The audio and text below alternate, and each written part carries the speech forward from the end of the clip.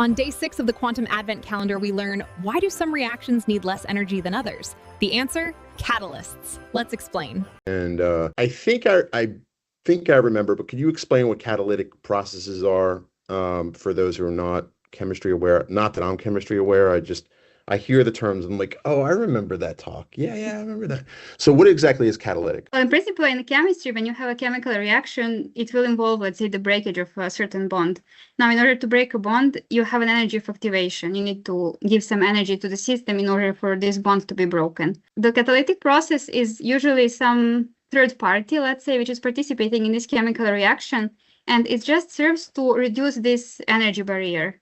So it's, in this sense, helping the chemical reaction in the sense that you don't need to put that much of energy to break, let's say, a bond, but this activation will be much lower. And a lot of processes that are important could be quite expensive without a catalyst, or even not possible, which is why there is always a need to investigate which kind of material will be most efficient in this. Most people, I think, know that word catalytic from their cars and catalytic converters. I'm not really sure what it is. Oh, it's something that they put on, I don't know exactly what it does, but it meant to clean the emissions. And it's basically when the exhaust pipe goes through the muffler to reduce the sound, but it also goes to something called like a catalytic converter to scrub some of the particles from it or break down some of the bonds, so the emission's not as toxic.